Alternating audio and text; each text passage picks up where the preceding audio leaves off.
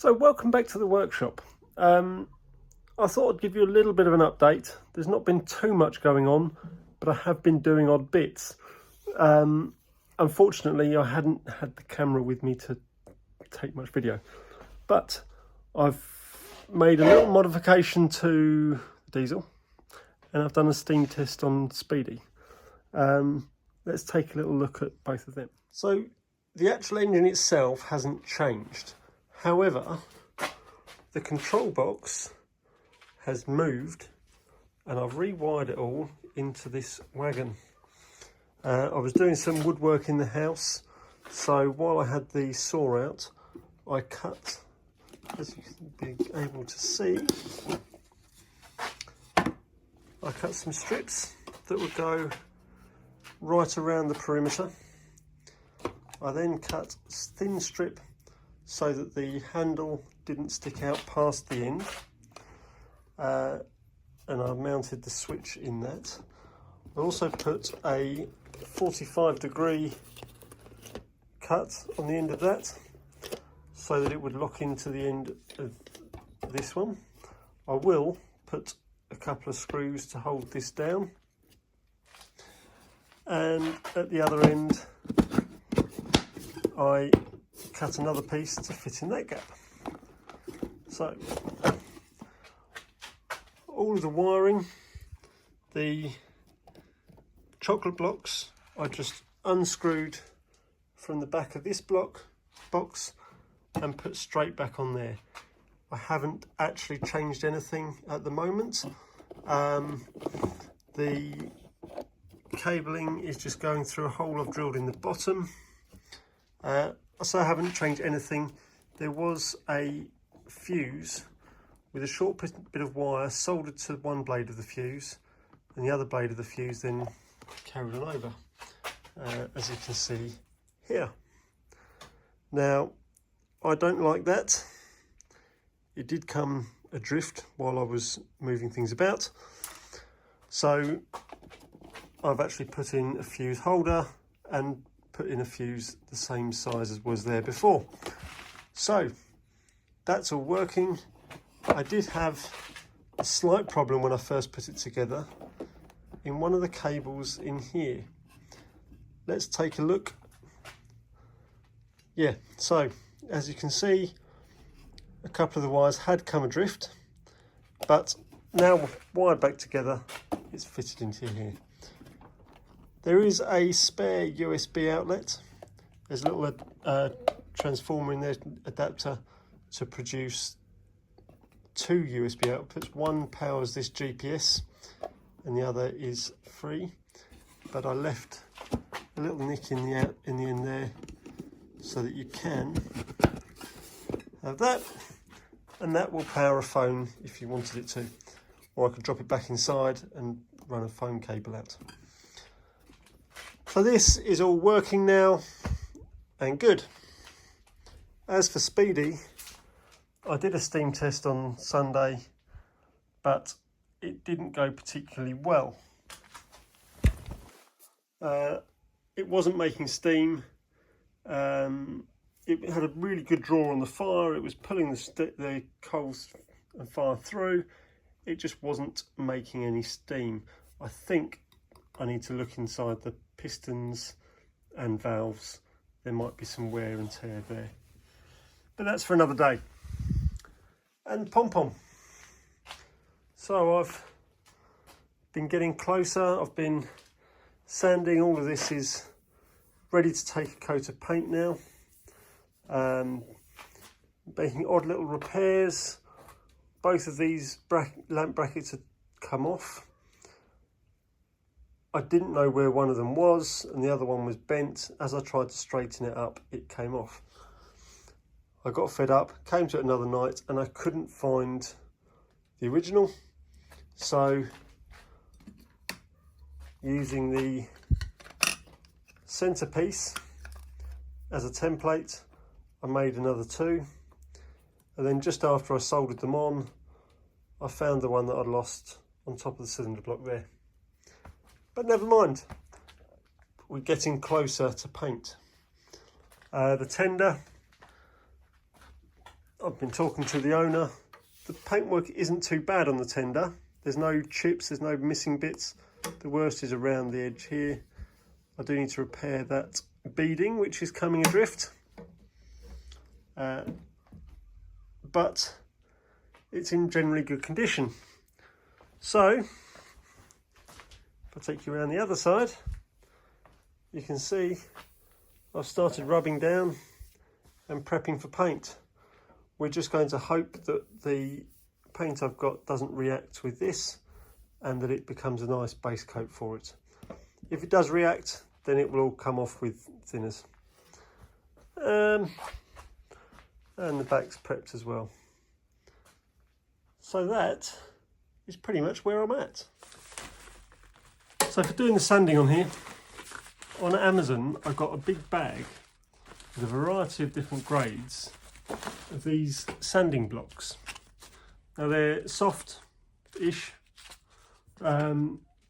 This one's 220, this one's at 80. I'm going to start with the 80 and it brings this up quite quickly. At the moment I'm just trying to get rid of the letters basically, so that it's a fairly even coating of paint.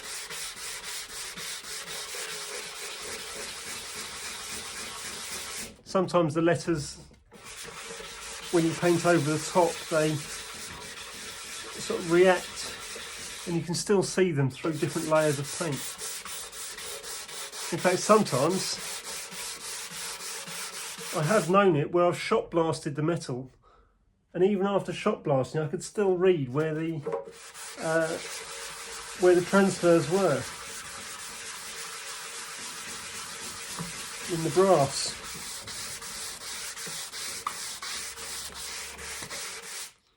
Like I say, that's with the 220 to begin with.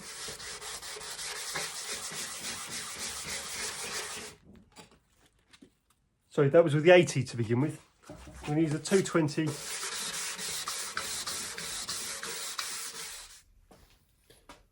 So I found these clips.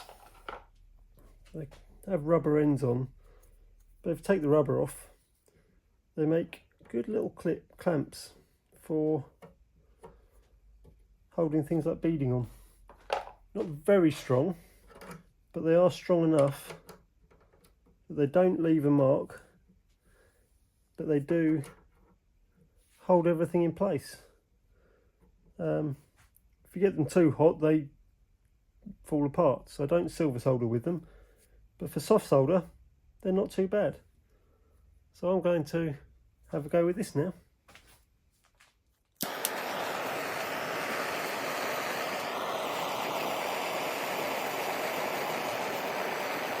I'm keeping the flame moving because I want it to get hot but not too hot.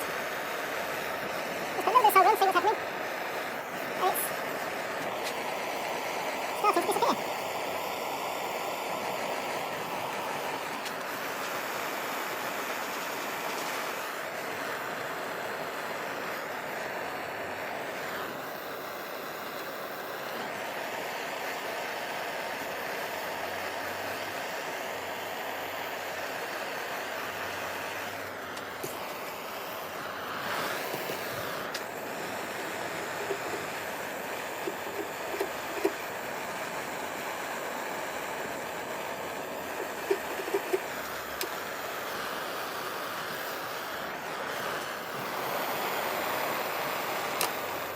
So most of this now is almost ready for paint.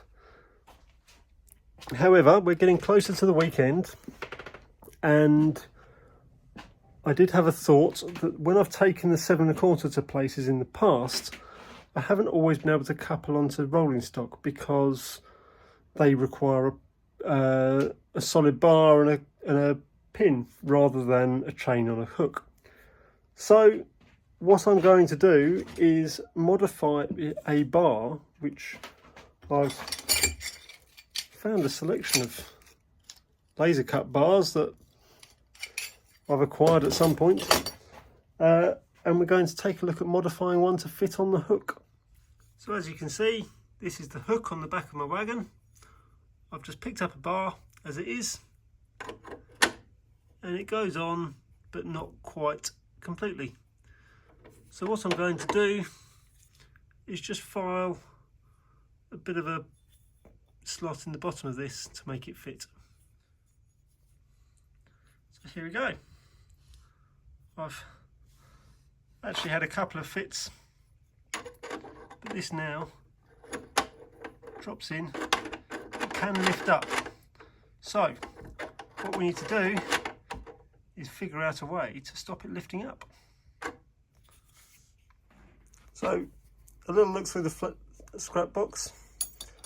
I found this bit of flat bar. So flat bar, it's obviously an offcut from something, but it's the right size and it will do the job lovely. I'm just going to put a couple of bends in it so it sits the right distance off of the hook, or off the bar, to allow the hook to sit underneath it. That way it can't lift off. Now, my initial intention was to drill a couple of holes and rivet it on to look really nice, but I think I'll just put a couple of bends in, clean up the metal and run a little TIG weld. So here we are, ready to weld, and as you can see, those little clamps are coming in useful again. In the background you can just hear me purging the gas out of this, where I've just put it all back together, and we'll give it a weld in a moment.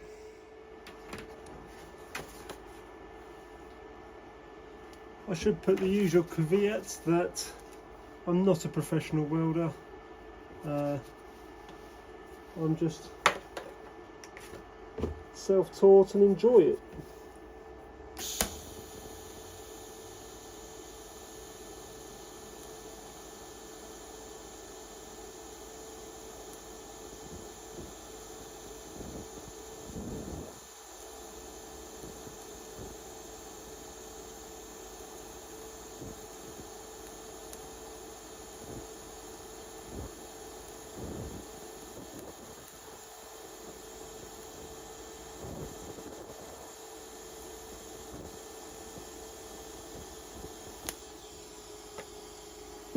And as what usually happens with me, I intend to just put a little tack on, but I enjoy doing it, so I end up welding a lot more than I intend. That wasn't hot, it just lost my grip. I should have done a little tack at each end, because as I started here it's pulled it over this end, so I might have to knock this over with a hammer to straighten it up.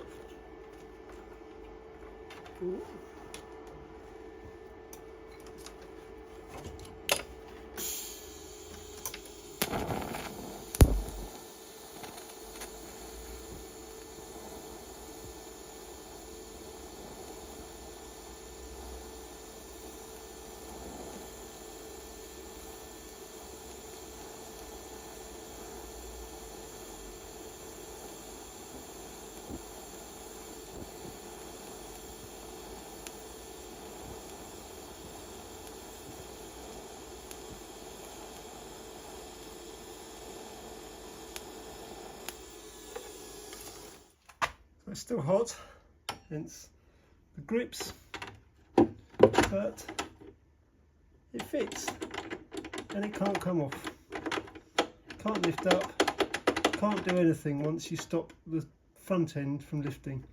So unless your trolley behind does that, that is not going anywhere. So there we have a coupling bar to be used to couple my hook on the back of the trolley to anything. Well, not anything, can't couple to another hook, but a chain can do that. But it'll couple to any, don't touch it, it's still hot, couple to anything with a clevis on the front, as long as it's at the same level as the hook. I might end up making another one that's got a crank in and whatever, but for now that should do us. So a little bit of a bit set episode this time. I might come back and revisit what I've done to the 08 if people are interested in learning a bit more about how I put that together. But for now, hopefully I'll see some of you at Frimley. Hopefully I'll have already seen some of you at Frimley. It depends when you've watched this video. So, thanks very much. Thanks for watching, and I will hopefully see you soon.